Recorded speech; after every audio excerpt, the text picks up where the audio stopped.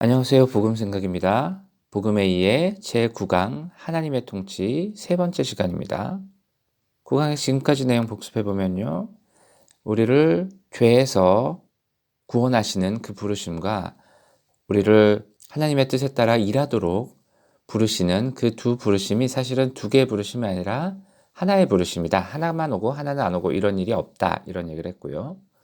그 다음에 또 한 얘기가 하나님의 통치가 개인에게 임하면 그게 절대로 개인적인 차원에만 머무르지 않고 강력하게 다른 사람과 공동체와 사회와 모든 세상을 섬기도록 이끈다. 이런 얘기를 했습니다. 그래서 오늘은 공동체에 임하는 하나님의 통치에 관한 얘기를 할 텐데요. 공동체라고 하면 신앙 공동체죠. 그래서 대략 교회라고 해보면 우리가 교회가 어떻게 되기를 보통 바라고 기도하나요?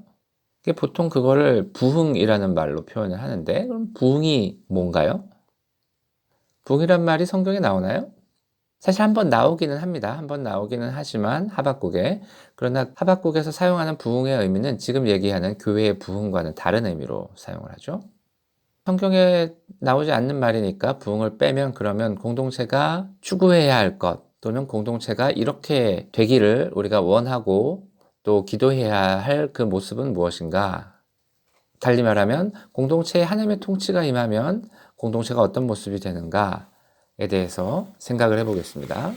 자, 말씀 보겠습니다. 골로새서 1장 18절부터 25절까지 말씀입니다. 그는 몸인 교회의 머리시라. 그가 근본이시요 죽은 자들 가운데서 먼저 나신 이시니 이는 친히 만물의 으뜸이 되려 하심이요 아버지께서는 모든 충만으로 예수 안에 거하게 하시고 그의 십자가의 피로 화평을 이루사 만물 곧 땅에 있는 것들이나 하늘에 있는 것들이 그로 말미암아 자기와 화목하게 되기를 기뻐하심이라.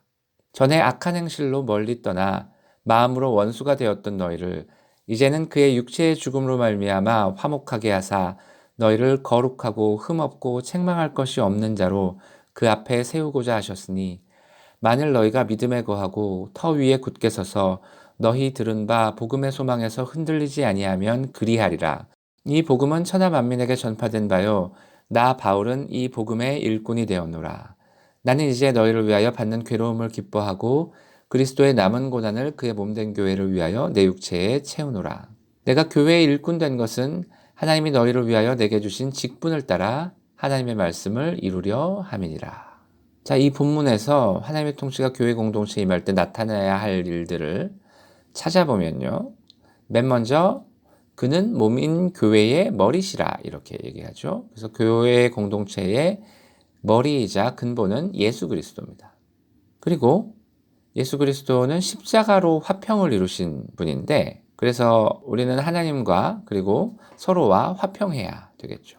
그 다음에 우리는 거룩하고 흠없고 책망할 것 없는 자로 세워줘야 되는데 이거는 요약하면 우리가 개인적으로 하나님의 통치 아래에 있을 때, 다시 말하면 성령 충만할 때 가능한 일이 되죠. 그 다음에 복음의 일꾼이 된 것 또는 교회의 일꾼 된 것 이런 얘기가 나옵니다. 그래서 하나님의 뜻에 따라서 일하는 것, 거기에 고난받고 하는 것들도 포함이 된다고 볼 수 있고요. 이거를 요약하면 첫 번째는 예수 그리스도의 토대 위에 있는 것, 두 번째는 화평한 것, 세 번째는 각 구성원이 성령 충만한 것, 그리고 네 번째는 하나님의 뜻에 따라서 함께 일하는 것. 이 정도가 교회 공동체에 하나님의 통치가 임했을 때 일어날 일이다. 이렇게 우리가 생각을 할 수 있습니다. 이게 바로 우리가 추구해야 될 부흥이죠. 보통 부흥이라고 하면 인원수가 늘어나는 것을 부흥이라고 이해하는 경우가 없지 않은데요. 지금 얘기한 이런 것들이 아무것도 이루어지지 않고 인원수만 늘어나는 것을 부흥이라고 부르기는 어렵습니다. 반면에 지금 얘기한 것들이 다 이루어질 때 교회는 자연스럽게 인원수가 늘어나게 되겠죠. 그 겉모양만 보고 인원수가 많아지는 게 부흥이다라고 잘못 생각할 수 있는데 그렇지 않다라는 얘기입니다. 이 네 가지 중에 한 가지를 좀 깊이 보기 위해서 다른 말씀을 하나 보면요. 빌립보서 2장 1절부터 5절까지 말씀입니다. 그러므로 그리스도 안에 무슨 권면이나 사랑의 무슨 위로나 성령의 무슨 교제나 긍휼이나 자비가 있거든 마음을 같이하여 같은 사랑을 가지고 뜻을 합하며 한 마음을 품어 아무 일에든지 다툼이나 허영으로 하지 말고 오직 겸손한 마음으로 각각 자기보다 남을 낮게 여기고 각각 자기 일을 돌볼 뿐더러 또한 각각 다른 사람들의 일을 돌보아 나의 기쁨을 충만하게 하라. 너희 안에 이 마음을 품으라. 곧 그리스도 예수의 마음이니. 성경에 나오는 얘기가 다 중요한데요. 그 같은 절에 똑같은 얘기를 2번 반복하면 그거는 강조하는 거죠. 꽤 중요하다는 얘기입니다. 3번 반복하면 대단히 중요하다는 얘기겠죠. 자, 2절을 보세요. 동일한 얘기가 몇 번 반복되는지. 마음을 같이하여 1번, 같은 사랑을 가지고 2번, 뜻을 합하며 3번, 한 마음을 품어 4번, 똑같은 얘기를 4번 반복합니다. 대단히 강조해서 같은 얘기를 4번이나 반복해서 얘기하고 있는 거죠. 하나되라는 얘기인데, 자, 어떨 때 하나되라는 거예요? 1절을 보면 그리스도 안에 무슨 권면이나 사랑의 무슨 위로나 성령의 무슨 교제나 긍휼이나 자비가 있거든. 뭔가 하나님께로부터 받은 것이 있을 때 특히 하나되라는 얘기입니다. 자, 하나님께로부터 뭔가를 받으면 내가 받은 걸 절대시하면서 다른 사람들이 추구하는 길을 무시하고 독선적이 되기 쉽죠. 그런데 하나님은 한 사람에게 전체 그림을 허락하시기보다는 각 사람에게 약간씩 다른 부분을 허락하시는 경우가 많습니다. 3절에 보면 다툼이나 허영으로 하지 말고 이렇게 얘기하는데요. 영어 성경을 보면 다툼은 selfish ambition, 이기적인 야망 이렇게 되어 있고요. 허영은 vain conceit, 헛된 자만 이렇게 얘기합니다. 사람이 하나님으로부터 뭔가를 받았을 때, 하나님이 뭔가를 보여주셨을 때 이런 일을 해라, 이런 일이 필요하다, 이런 거를 하나님께서 보여주셨을 때 이걸 멋지게 이루어내려는 야망을 갖거나 은밀하게 자신을 다른 사람보다 높이는 자만을 갖기 쉽습니다. 너희는 내 말을 들어야 돼. 나는 하나님께서 나한테 이걸 보여주셨어. 이런 자만을 가질 수도 있고요. 또 이거를 하나님과 사람 앞에서 멋지게 성공시켜내겠다는 그런 야망을 가질 수도 있는 거죠. 그런데 그렇게 하지 말라는 겁니다. 다툼이나 허용을 하지 말고 이기적인 야망이나 헛된 자만으로 하지 말고 뭐라고 얘기해요? 오직 겸손한 마음으로 각각 자기보다 남을 낮게 여기라는 거죠. 자기보다 다른 사람을 더 중요하게, 더 훌륭하게 보라는 얘기입니다. 그래서 다른 사람에게는 하나님께서 다른 부분들을 허락하셨을 것이기 때문에 그걸 존중해야 된다는 얘기죠. 예를 들어 보면요. 어떤 한 공동체가 있다고 치고요. 그 공동체에 리더가 2사람 있다고 해보세요. 이 2사람의 리더 중에 한 사람은 거룩함을 추구하는 데 우선순위가 있습니다. 그리고 또 다른 사람은 화평함을 추구하는 데 우선순위가 있다고 해보죠. 그러면 이 2사람이 서로를 어떻게 생각하고 있느냐? 자, 2가지 경우를 생각해 보겠습니다. 자, 첫 번째 경우입니다.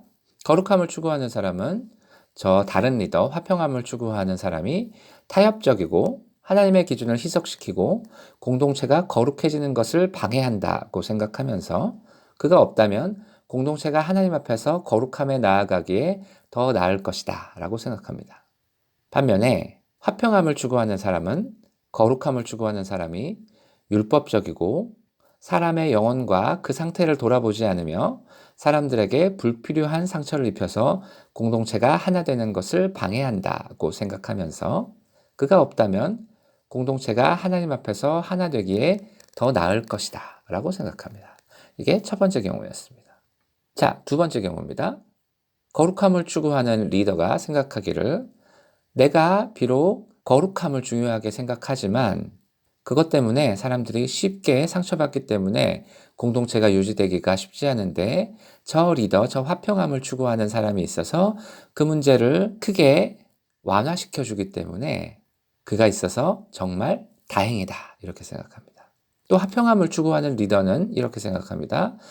내가 비록 화평함을 중요하게 생각해서 많은 노력을 하지만 그것 때문에 하나님의 기준이 희미해지기가 쉽고 이 공동체가 사교 모임처럼 되기가 쉬운데 저 다른 리더, 거룩함을 추구하는 사람이 있어서 그 문제를 바로잡아 주기 때문에 그가 있어서 정말 다행이다 라고 생각하는 겁니다.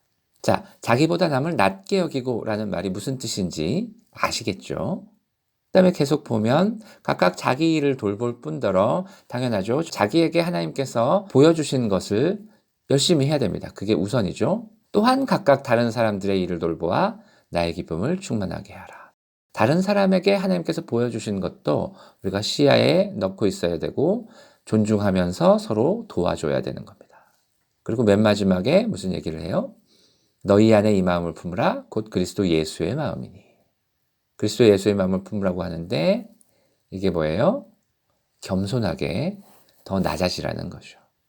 공동체에 하나님의 통치가 임할 때에 나타나는 특징이 첫 번째는 예수 그리스도가 그 공동체의 머리가 되고 토대가 되고 중심이 된다라는 거고요. 두 번째는 화평하다라는 겁니다. 하나님과 화평하고 서로 간에 화평하다라는 거고요. 세 번째는 각 구성원이 성령 충만하다라는 거고요. 네 번째는 함께 하나님의 뜻에 따라서 하나님의 일을 하는 것입니다. 그 중에 특별히 화평함에 대해서 우리가 좀 더 말씀 하나를 더 찾아보면서 깊이 들어갔었습니다.